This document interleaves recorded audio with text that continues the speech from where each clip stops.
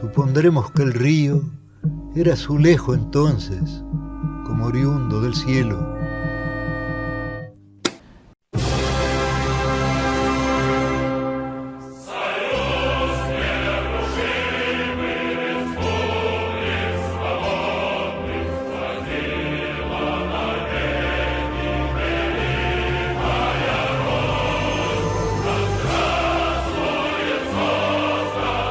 Ya ha iniciado el proceso de sovietización, estamos en vías de comunistarnos debidamente, damos comienzo a la lectura del manifiesto comunista. La lectura del manifiesto comunista es en sí mismo dos cosas, ¿no? Como diría Esteban Echeverría, es a la par dos cosas grandiosas. Una, un bellísimo anacronismo. ¿Quién lee el manifiesto comunista hoy? Es una pregunta que además tiene una intuitiva respuesta que es casi nadie. Bueno, vamos a formar parte de esa cofradía minusválida y vamos a leer el manifiesto comunista en un día, esto cabe decirlo, me estoy asomando a la ventana, es un día plomizo, un día triste, diría un día enfermizo. Llovió copiosamente en Buenos Aires, en la ciudad autónoma de Buenos Aires, una lluvia tenue, acorde al tema que estamos tratando, porque sugiere cierta nostalgia, cierta melancolía, cierta tristeza, cierta idea de paraíso perdido, si es que podemos pensar el comunismo como un paraíso perdido. Pero decía que dos cosas sugiere el comunismo: un anacronismo, una asincronía, pero por otro lado el comunismo también, el manifiesto comunista, no el comunismo, me retracto, el manifiesto comunista sugiere una de las grandes obras del siglo XIX. Hay algunos que piensan, y yo estoy entre ellos, que el siglo XIX cuenta con grandes obras filosóficas: el Anticristo de Nietzsche, la introducción a la teoría freudiana, el psicoanálisis y el manifiesto comunista, como una especie de santísima trinidad. Bueno, por supuesto que es discutible, como todo lo que finalmente uno está dispuesto a creer, pero no deja de ser cierto que es una gran obra del pensamiento, sea asincrónica, sea un comunista asintomático, por usar una palabra que nos dejó la epidemia, la pandemia del coronavirus. Por más que uno fuere lo que fuere, por más que el comunismo haya sido sobreusado, y que así como uno cuando sobreusa una prenda, esa prenda se desgasta, esa prenda se deshilacha, se corroe y hay que reemplazarla, a menos que uno quiera salir en harapos, es probable que ese destino también tengan algunas ideas, pero no me quiero adelantar, vamos a ir por partes, como los detectives de Edgar Allan Poe, que van por partes, por la Rue Morgue, y después terminan dando con esa solución mágica, esa especie de gorila sobrenatural que termina siendo el responsable de todos los males. Como ustedes saben, el manifiesto comunista, que es la obra que nos convoca hoy, se divide en 4 partes: burgueses y proletarios, parte 1, parte 2, proletarios y comunistas, parte 3, literatura socialista y comunista, y parte 4, actitud de los comunistas ante los otros partidos de la oposición. El manifiesto cuenta además con sucesivos prólogos. Ustedes piensen que el manifiesto comunista aparece a mediados de la década del 40 del siglo XX y empieza a diseminarse como reguero de pólvora en Alemania, pero ya tiene una traducción temprana al francés, empieza, por supuesto, a imprimirse en Francia, llega a Inglaterra, llega a Italia, llega a Polonia, llega a los Estados Unidos, es decir, llega a Rusia, por supuesto. Entonces es interesante pensar que el manifiesto comunista es un libro que está escribiéndose todo el tiempo.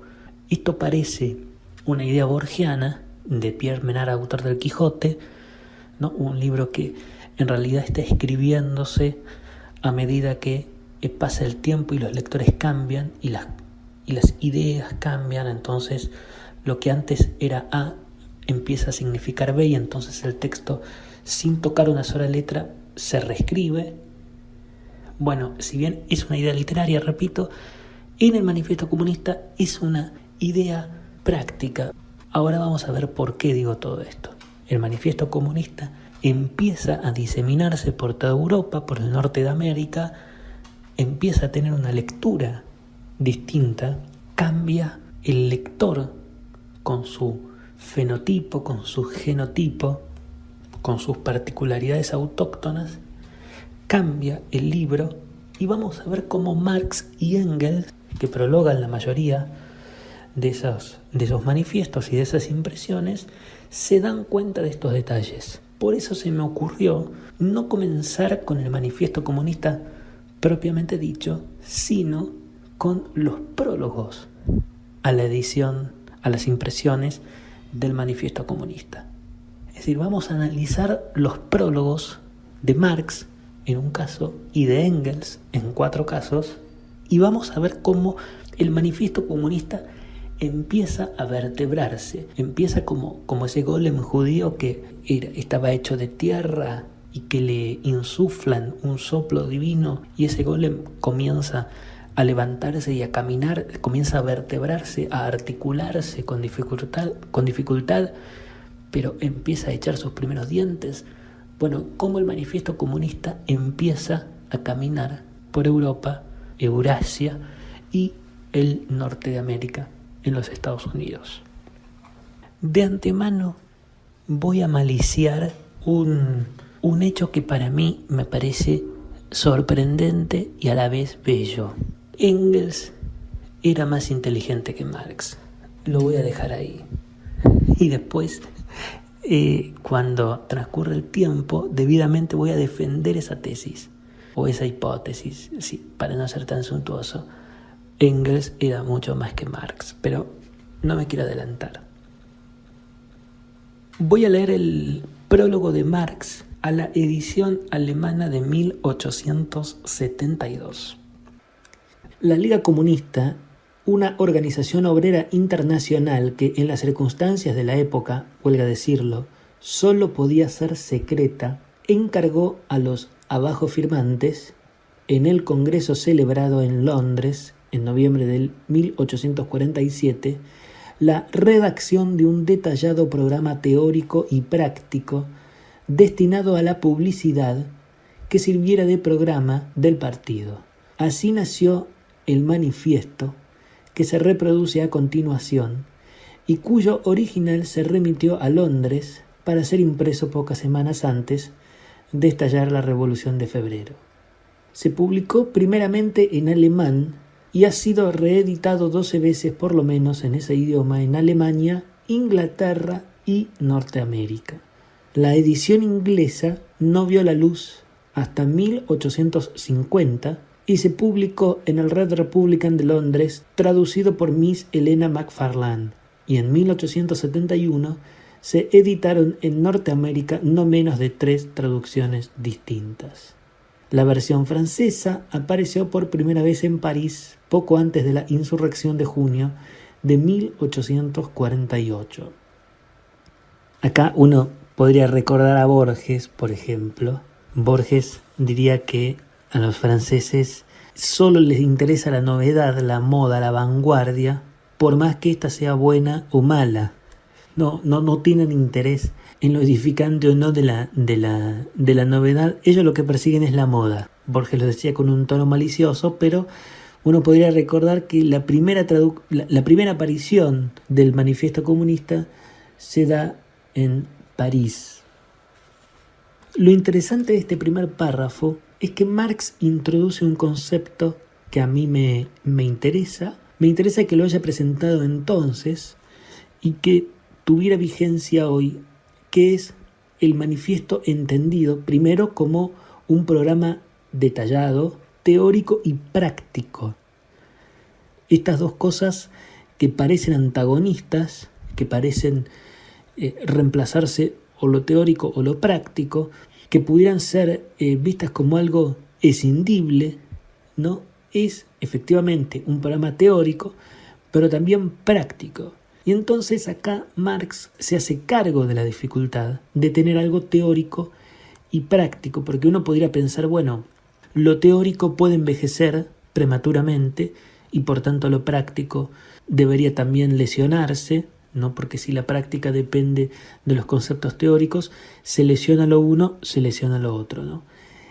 Y a la vez surge un problema, que es la famosa, bueno, lo teórico está muy bien, puede estar muy bien delineado el programa, puede ser un texto ajardinado, extraordinario, bien escrito. Marx era un filósofo reputado, por supuesto que iba a escribir algo que estuviera a la altura de las circunstancias, pero el problema de lo práctico, ¿no? De cómo eso se traduce en operaciones reales, concretas.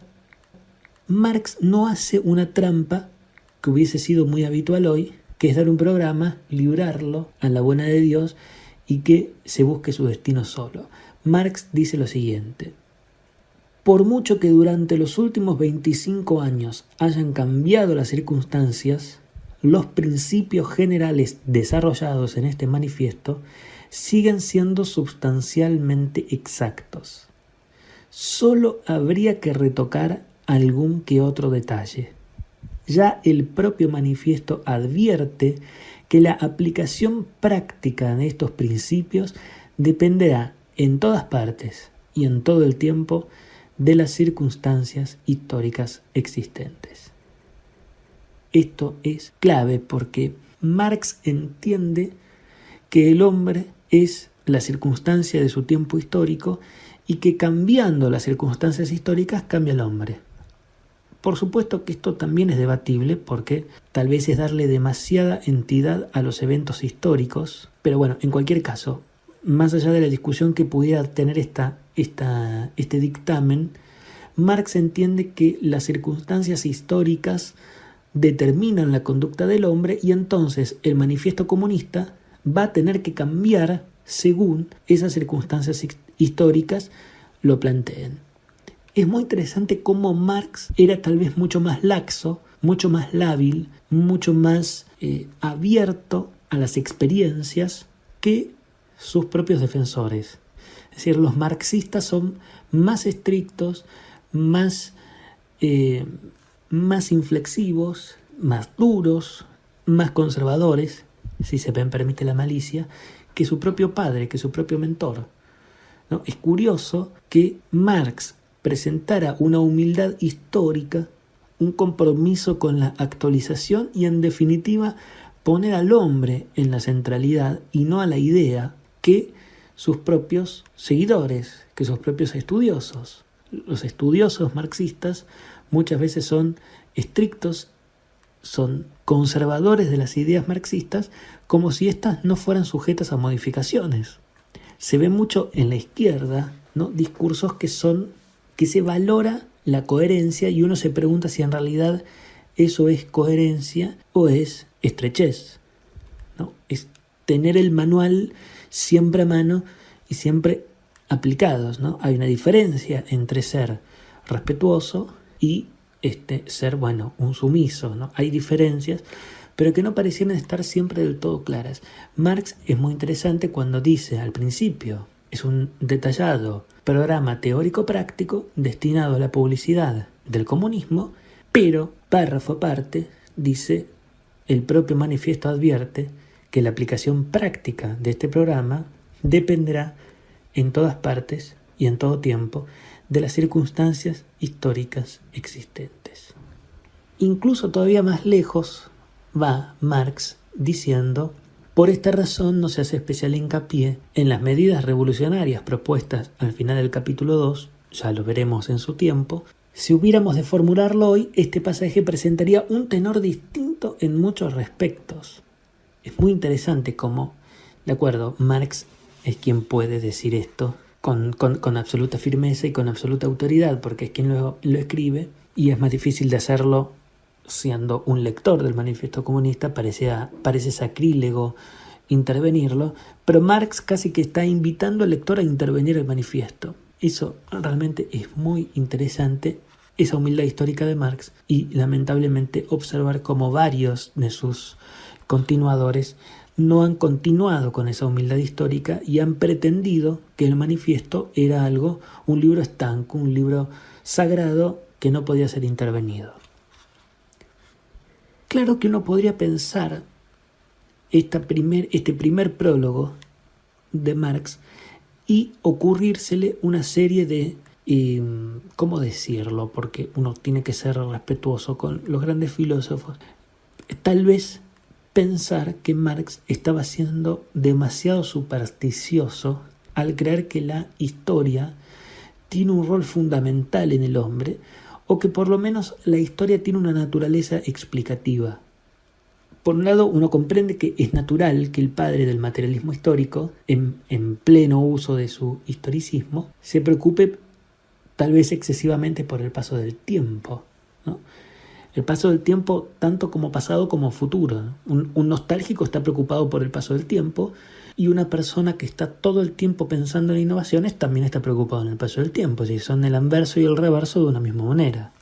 Marx tal vez, entendiendo que la historia tiene una naturaleza explicativa, que uno tiene que volver a aprenderla, como si todos los hechos pudieran repetirse.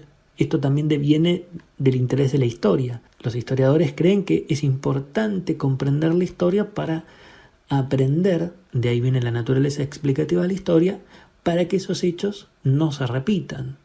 Y la pregunta es una pregunta filosófica, si se quiere, de difícil respuesta, pero es si realmente la historia existe. Es decir, si no es cierto que los hechos son siempre únicos y siempre nuevos, que no hay circunstancias históricas que puedan ser puestas en el futuro, en el presente, sin que eso no suponga una especie de artificio, de manualidad, de algo que se está interviniendo de manera, casi diría uno, forzada o artística incluso. ¿Cómo podemos suponer que un hecho histórico puede repetirse? Es todo lo mismo, las circunstancias son siempre las mismas, los actores son los mismos, las consecuencias son las mismas. Bueno, lo cierto es que no. Es una idea tal vez literaria y probablemente incorrecta, pero no deja de ser una pregunta. Marx, pensando que la historia tiene una naturaleza explicativa que sirve para aprenderla, para comprender el futuro, y que los eventos históricos moldean al hombre, tal vez se pasa a dos pueblos. Es una pregunta, ¿no? Tal vez se pasa a dos pueblos y la historia tiene mucha menos injerencia en la vida del hombre de lo que pretende un historicista. Es, creo yo, también una especie de formación intelectual, ¿no? Es como si uno dijera, bueno, para el peluquero siempre va a ser necesario un corte de pelo. Bueno, eso justifica su existencia. Para un historicista tiene que ser necesariamente importante la historia y los eventos históricos.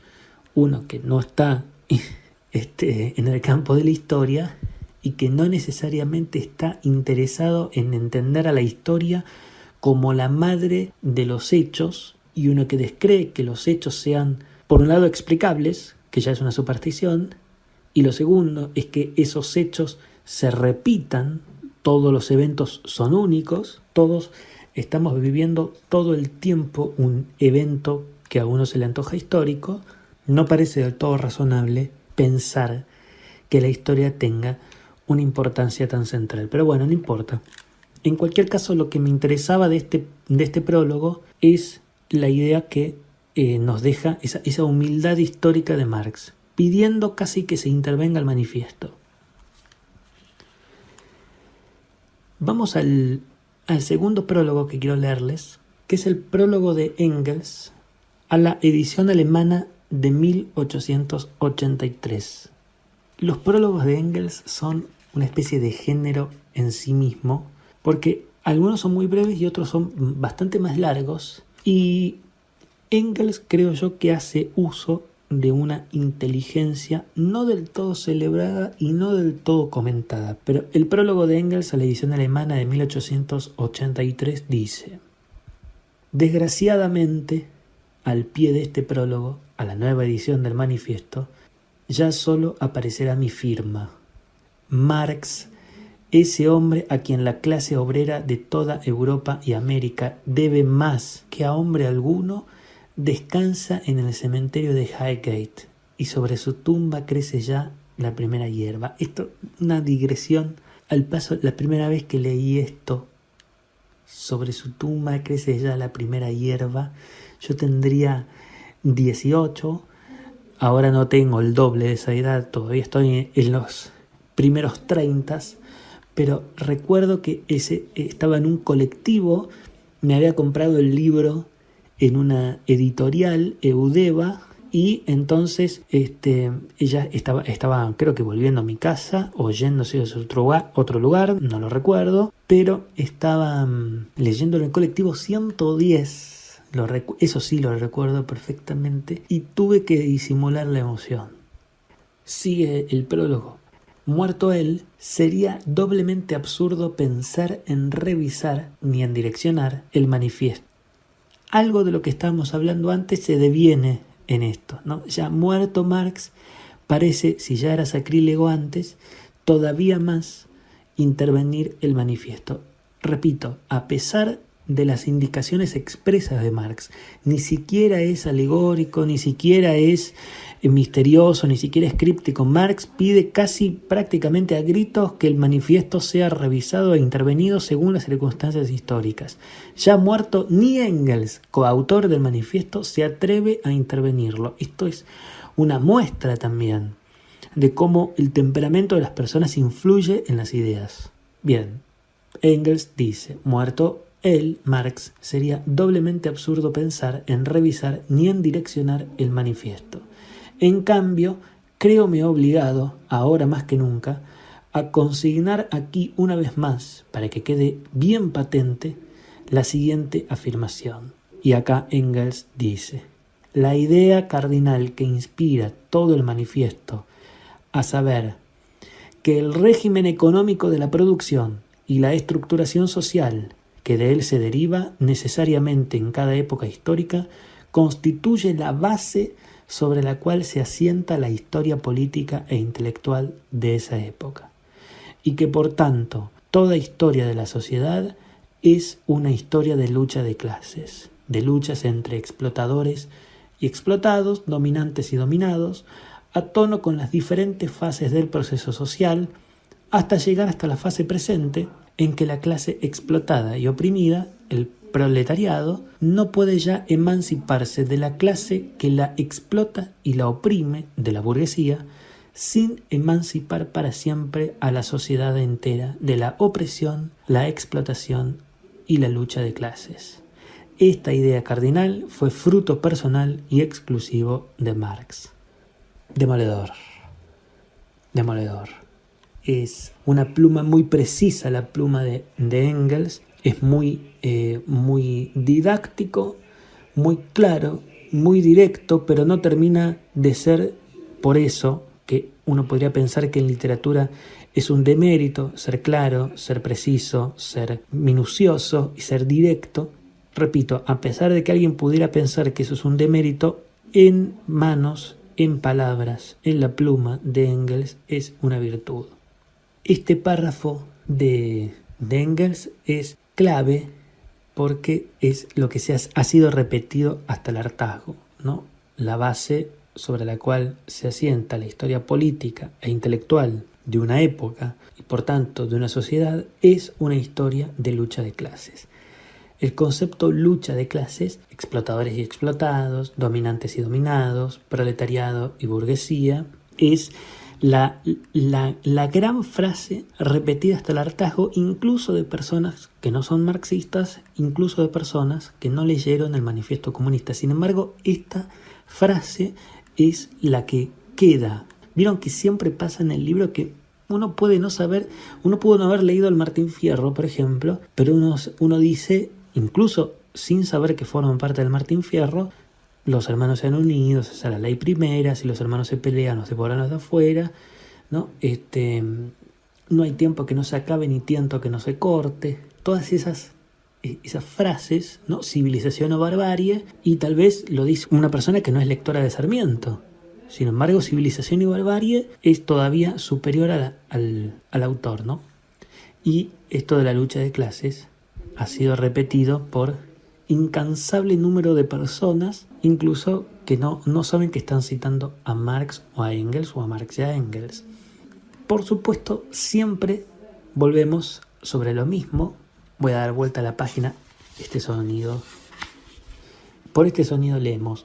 Por supuesto que esta frase es también susceptible de ser revisada. Hay muchos pensadores, muchos filósofos que han discutido la idea de lucha de clases, porque parece una frase que no esconde demasiado más de lo que da, porque es una frase explícita, lucha de clases, ¿quién no la entiende?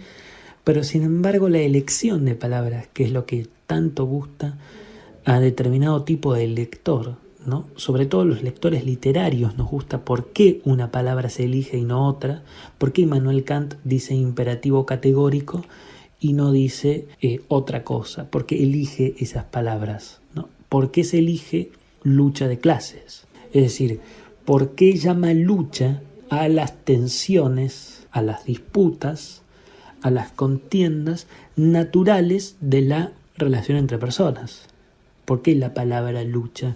La palabra lucha sugiere una beligerancia consciente. Esta es la cuestión.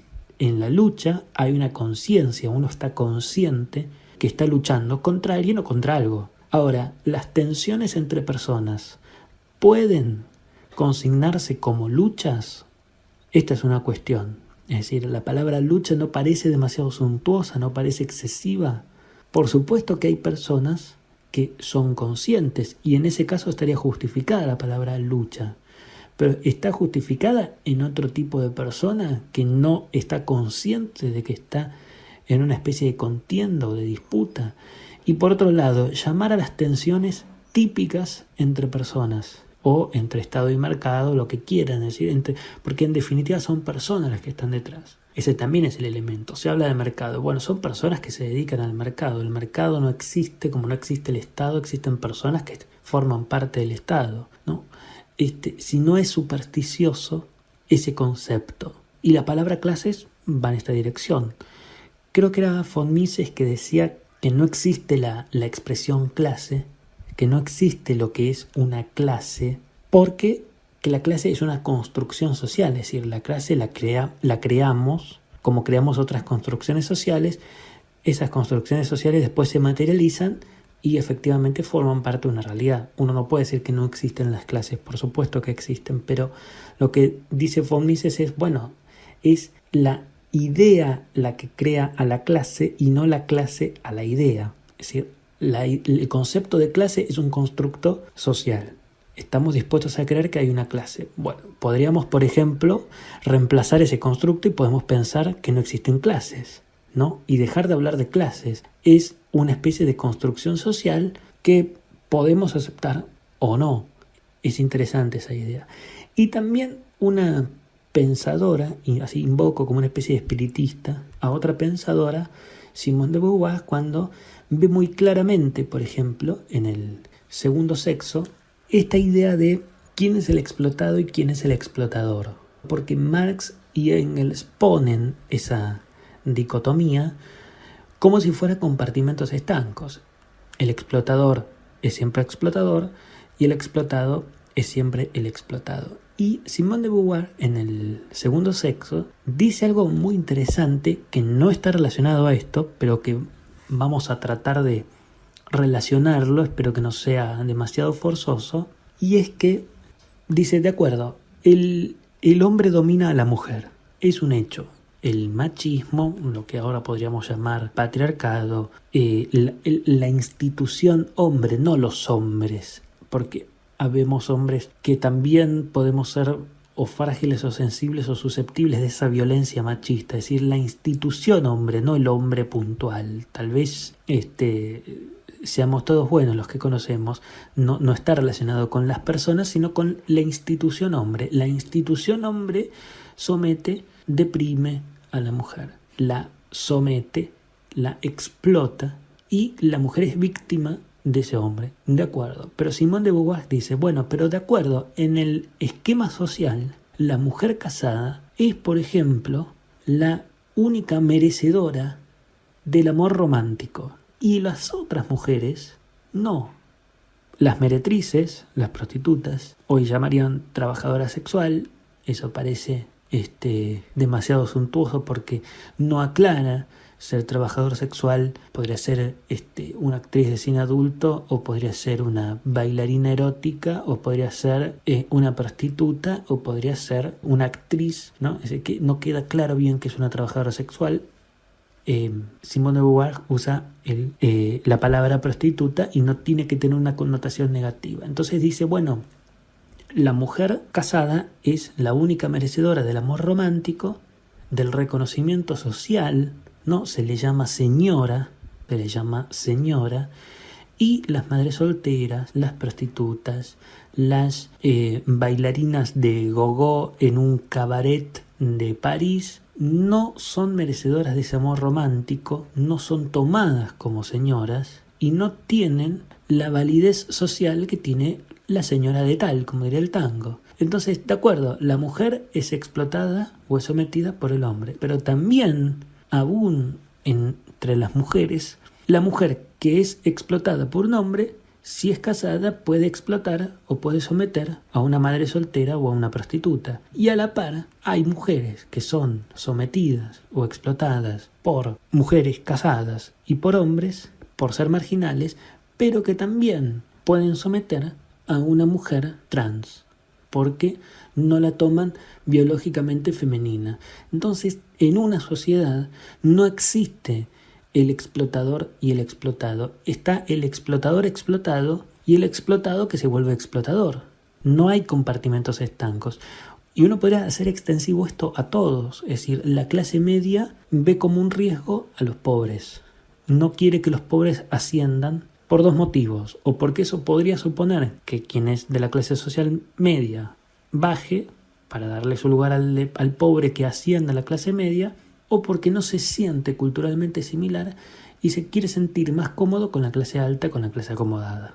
Pero también hay subgéneros de pobreza, no es uniforme la pobreza, no es, como tampoco es la clase media y la clase alta, y entonces siempre hay entre los estamentos sociales microestamentos que sirven para explotar y para ser explotados. La idea de clase, de proletariado contra burgueses, casi uno diría de buenos contra malos, de pobres contra ricos, de explotados y explotadores, de sometedores y sometidos, no deja de ser una especie de ficción, y acá podría ser un poco malicioso, una ficción un poco infantil. Es una visión esquemática, no es una visión real. Nadie que sale a la calle puede afirmar que una persona es explotada y siempre es explotada y nunca puede ser explotadora.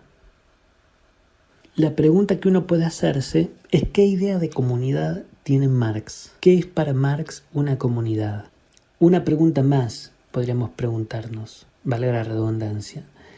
Si la vida es movimiento, si la vida es personas en movimiento que se enmiendan y destruyen, que somos buenos y malos, que tenemos capacidad de destruir y de destruirnos y también de crear, de ser creativos. Es decir, el hombre es un fin y no un medio. Y la pregunta es si Marx no está pensando a la persona como instrumento, como medio de una teoría. Si la realidad nos indica que todo está mezclado y que el explotador y el explotado es la misma persona, si los ejemplos sobran, ¿por qué Marx trata de escindirlos? ¿Por qué Marx está dispuesto a creer o que se es explotado o que se es explotador? Si no es demasiado artificial eso. Uno tiene la sospecha de que Marx está tomando al hombre como medio, como instrumento de una teoría y no como fin. El hombre es infrateórico en Marx. Ahí uno podría pensar también que la aplicación de la teoría marxista que tantos fusilados y que tantos mártires nos ha dejado no va en esta dirección, ¿no? Si el hombre es un instrumento y no un fin. Bien, este es el segundo prólogo. Vamos al tercero, donde Engels hace una especie de gala de su inteligencia y ya van a ver por qué. Este es el prólogo de Engels a la edición alemana de 1890.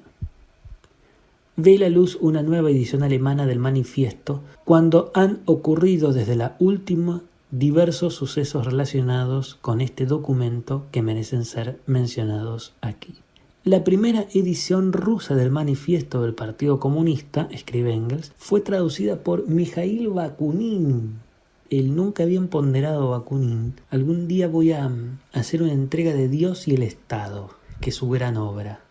Piensen que Dios y el Estado Bakunin la escribe en el 71, en 1871, y Bakunin traduce al ruso el manifiesto del Partido Comunista en el 60, así que todavía no lo había escrito, ¿no? Le escribe y en la imprenta, la traduce, la imprime en la imprenta de Kolokol. Espero haberlo pronunciado bien, probablemente no. En los tiempos que corrían, dice Engels, esta publicación del manifiesto en ruso no podía tener para Rusia, a lo sumo, más que un puro valor literario de curiosidad. Hoy las cosas han cambiado. El último capítulo del manifiesto, titulado Actitud de los comunistas ante los otros partidos de la oposición, demuestra mejor que nada lo limitada que era la zona en que, al ver la luz por primera vez este manifiesto, enero del 48, tenía que actuar el movimiento proletario. En esta zona faltaban principalmente dos países, Rusia y Estados Unidos. Engels dice: al manifiesto inicial le faltaban estos dos países, Rusia y Estados Unidos. Era la época en que Rusia constituía la última reserva magna de la reacción europea y en que la emigración a los Estados Unidos absorbía las energías sobrantes del proletariado de Europa. Ambos países, Estados Unidos y Rusia, no lo olviden, proveían a Europa de las primeras materias, las materias primas, ¿no?, a la par que le brindaban mercados para sus productos industriales. Ambos venían a ser, pues, bajo uno u otro aspecto, pilares del orden social europeo. Extraordinario, siendo que Estados Unidos y Rusia entregaban materias primas para la industria europea, por tanto, Estados Unidos y Rusia son los garantes del orden social europeo. Y acá Engels predice casi un siglo o 70 años antes el nacimiento del imperio yanqui, del imperio estadounidense. Se adelanta 70, 80, 90 años a la historia. Dice: hoy las cosas cambiaron radicalmente. La emigración europea sirvió precisamente para impedir ese gigantesco desarrollo a la agricultura norteamericana, cuya concurrencia está minando los cimientos de la grande y la pequeña propiedad inmueble de Europa.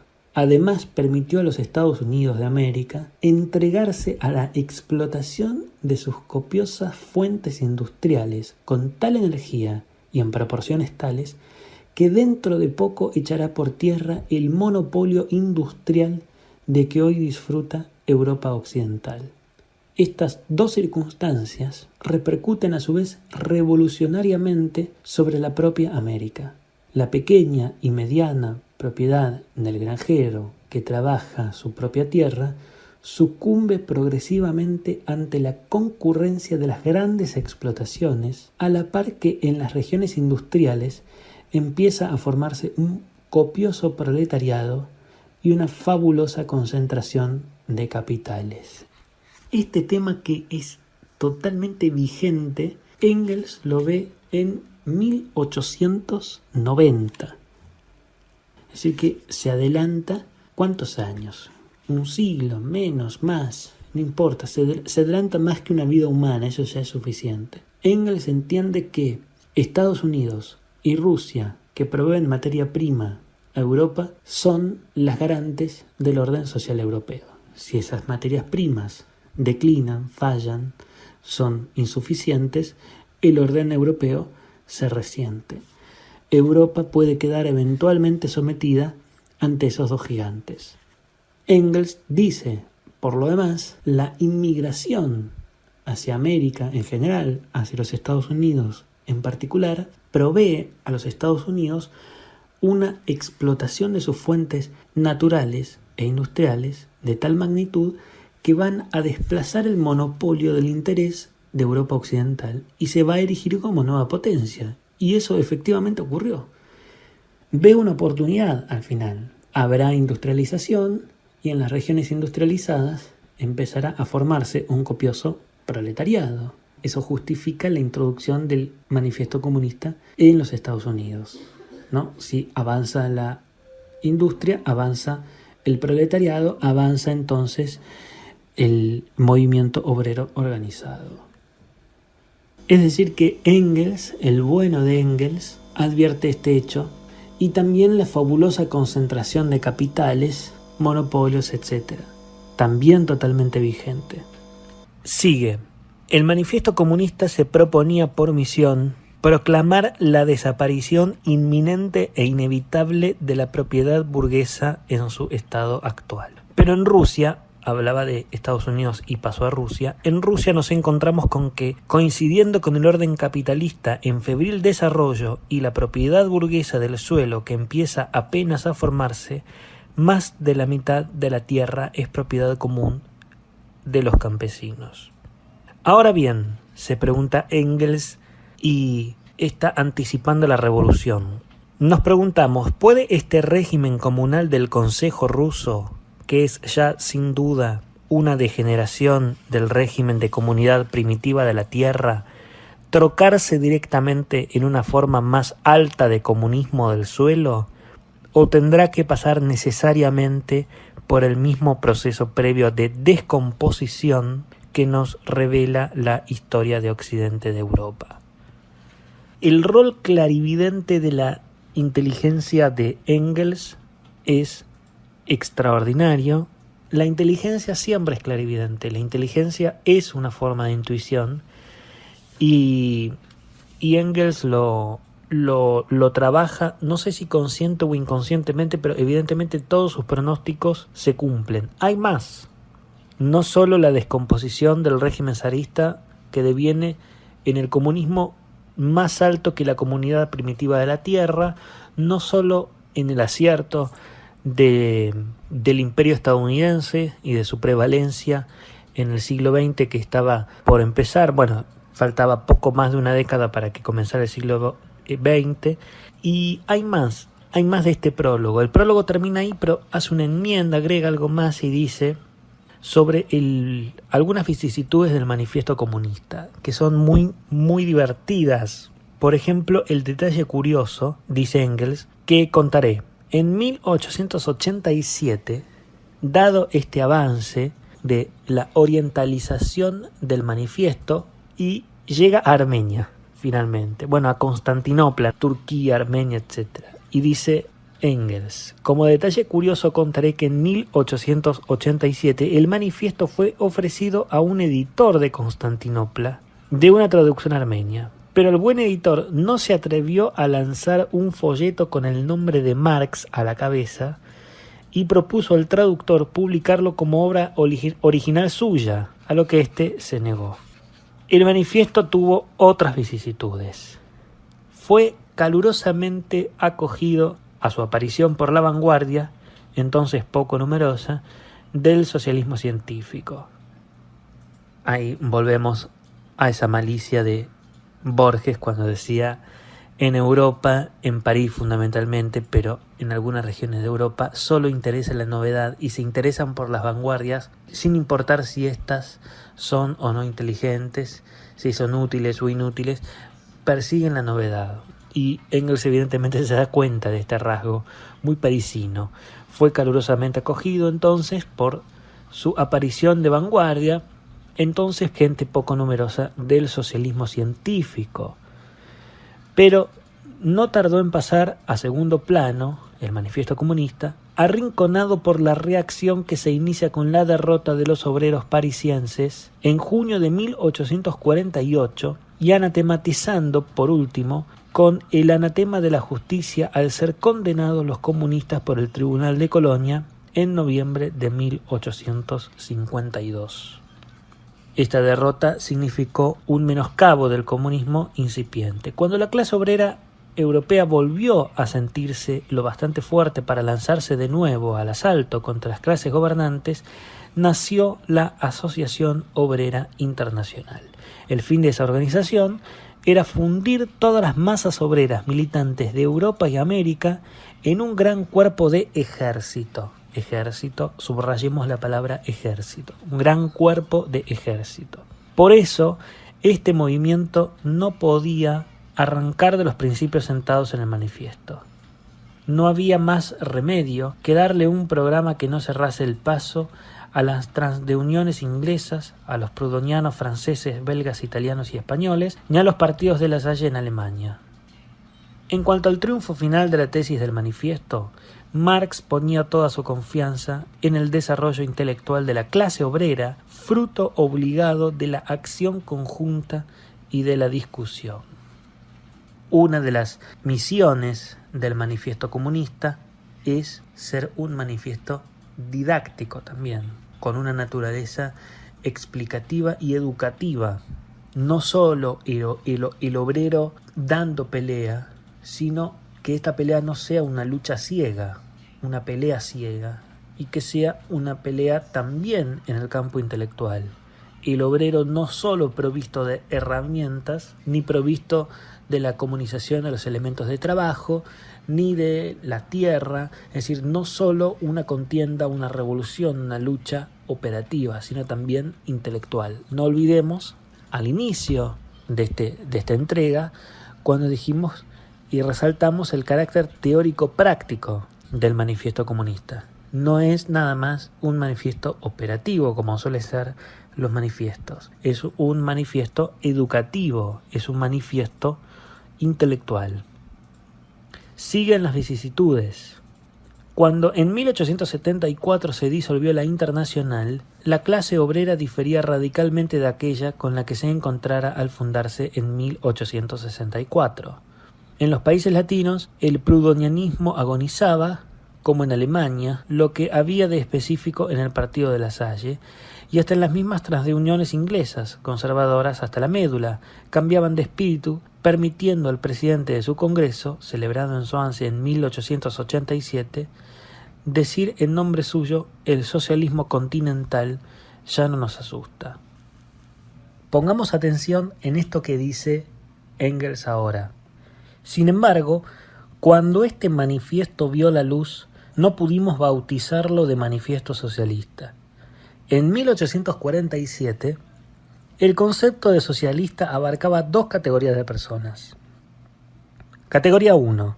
Las personas que abrazaban diversos sistemas utópicos, y entre ellas se destacaban los owenistas en Inglaterra y en Francia los fureristas, que poco a poco habían ido quedando reducidos a dos sectas agonizantes.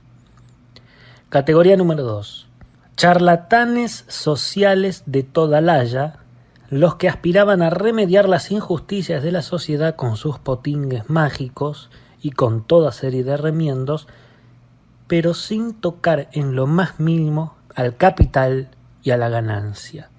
Gentes unas y otras ajenas al movimiento obrero, que iban a buscar apoyo para sus teorías a las clases cultas.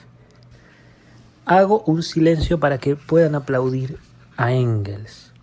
Cómo describe lo que hoy tomamos, y algunos lo usan como una crítica, socialdemocracia.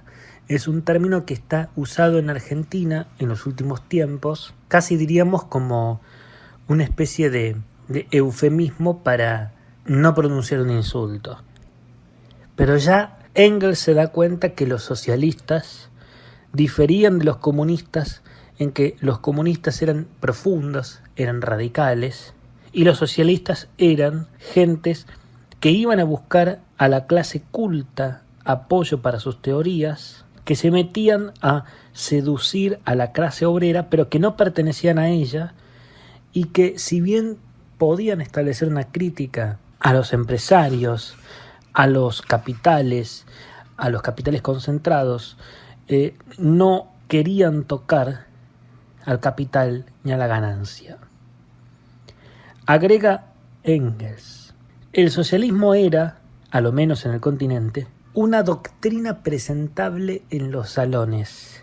El comunismo, todo lo contrario.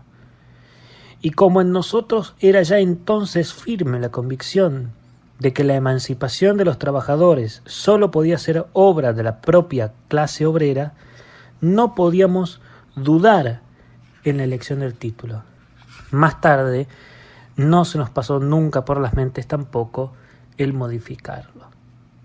Claro, Marx y Engels habrán dicho, probablemente si nosotros hubiéramos titulado Manifiesto Socialista, hubiéramos ingresado en los salones, no hubiéramos supuesto una amenaza para el capital, no hubiéramos podido ser tachados de incultos o de bárbaros o de incivilizados, hubiéramos pertenecido a los grandes salones aristocráticos o por lo menos de la burguesía, hubiéramos entrado más fácilmente y tal vez más efectivamente a la política, pero eso hubiera significado renunciar a los valores verdaderos del comunismo, que era la emancipación verdadera, y no en postines o maquillajes, de la clase obrera. Era la verdadera emancipación. Y entonces dice, no nos quedó otro remedio que ser honestos, equivocados o no, esto lo digo yo, pero honestos, y no titular al manifiesto comunista manifiesto socialista. Quedó en comunismo y se morirá, si es que morirá, no lo creemos, las ideas no mueren, ya nos enseñó Sarmiento escribiendo en grafito bárbaro, las ideas no se matan, las ideas no se matan, las ideas no se mueren, no hay un vertedero, no hay un basurero de las teorías universales. Es cierto que hay teorías que no sobreviven con la misma vigencia o que uno las trae para analizar, ya no para pertenecer o no a ellas, sino para comprender el avance de la mentalidad, de la ideología, del pensamiento. Marx escribió este libro, lo concibió, ignoro si supo que iba a ser analizado aún hasta estos días, pero en cualquier caso lo consiguió. Confieso que me sorprende la inteligencia de Engels, no porque pensara que no era inteligente o el menos virtuoso del dúo, no es por eso, es porque cuando uno se acerca siempre a la obra, descubre detalles que no tenía previstos, ese descubrimiento justifica la lectura, y de pronto encuentro a un Engels anticipando tantas cosas que tienen vigencia. Esta es la cuestión, tantas cosas que tienen vigencia, que no puedo hacer más sino sorprenderme. Agregaría como una última lectura el prólogo de Engels a la edición polaca de 1892.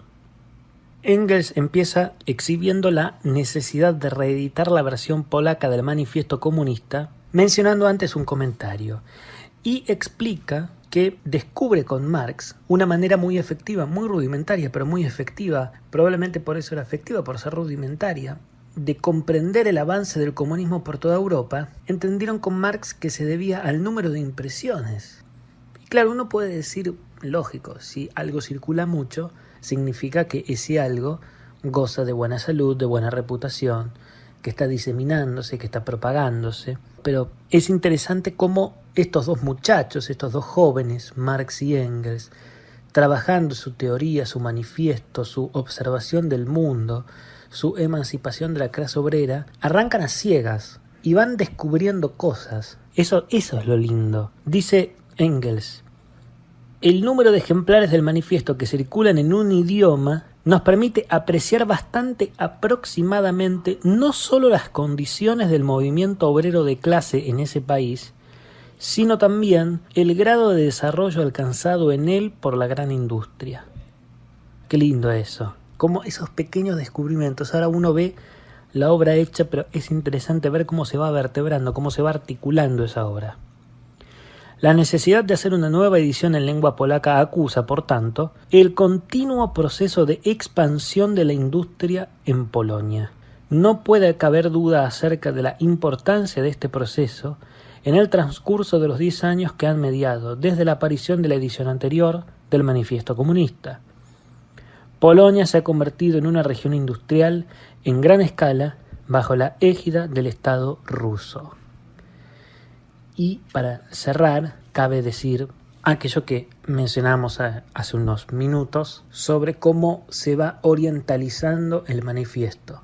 Engels advierte, en este final se lamenta que no esté Marx para verlo, ¿no? Que no esté a mi lado para verlo, dice, se lamenta. Engels debió ser un hombre muy sensible y muy frágil, muy sentimental, porque ya inicia su prólogo diciendo: sobre la tumba de Marx crece la primera hierba. Después empieza a lograr reconocimiento internacional, empieza a circular hacia Oriente, se expande como reguero de pólvora, se lamenta que Marx no lo vea. O sea, debió ser un hombre muy frágil, muy sentimental, a riesgo y muy tímido. Será porque hay cierto reflejo de Engels y creo que estoy hablando sobre mí, pero es muy interesante eso que dice, ¿no? La impresión del texto nos da la idea cómo es la salud de esos obreros en ese país y cómo ese país está desarrollándose industrialmente. Y se sorprende la gran acogida del manifiesto en Polonia y ya observa cómo esa región, ese oriente europeo, está absorbiendo el manifiesto comunista. Terminará finalmente ese oriente europeo formando la Unión de las Repúblicas Socialistas Soviéticas. El resto es historia. Por eso al principio de esta entrega sonaban estos acordes dulzones, que de dulce no tienen nada, pero que son muy grandiosos y que son imponentes y son el símbolo de una época. La idea de esta entrega no es demonizar al comunismo, no es celebrarlo. Marx decía: un espectro se cierne sobre Europa, es el espectro del comunismo. Contra este espectro se han conjurado en santa jauría, lo estoy citando de memoria, en santa jauría todas las potencias de la vieja Europa, el Papa y el Zar. Y bueno, ya poco de ese espectro queda. Algunos países siguen concibiéndose comunistas, hay algunas cosas culturales, pero ya ese comunismo, esa potencia virginal ya es extemporánea. Ya podemos analizar, o deberíamos analizar por lo menos, el comunismo de manera desapasionada, en el buen sentido de la palabra desapasionado, no sin interés, sino prescindiendo de esas bajezas que muchas veces las pasiones nos hacen celebrar, nos hacen visitar. Es interesante tratar de comprender los hechos, de ver cómo se van vertebrando. Una de las teorías políticas, sociales, intelectuales más importantes de la historia moderna. Esta es la primera entrega, se hizo larga, pero me resultaba importante comenzar con los prólogos, analizar detenidamente los prólogos, y ya en próximas ediciones vamos a hablar sobre el manifiesto propiamente dicho. Vamos a hacer una entrega dedicada al capítulo 1, burgueses y proletarios, una segunda entrega al segundo capítulo, proletarios y comunistas, una tercera entrega, literatura socialista y comunista, y una cuarta, final, la actitud de los comunistas ante los otros partidos de la oposición. Es un texto muy breve, no llega a las 100 páginas, según las ediciones serán 60 u 80 páginas, es muy breve, pero es muy rico y muy intenso, una lectura muy interesante que continuaremos debidamente. Esto ha sido todo, el día continúa plomizo, el día continúa absolutamente comunista, no es un día católico. ¿Vieron que nuestras abuelas decían es un día católico cuando era un día lindo? Bueno, como los comunistas son ateos, este es un día comunista. Así que eso ha sido todo, amigos.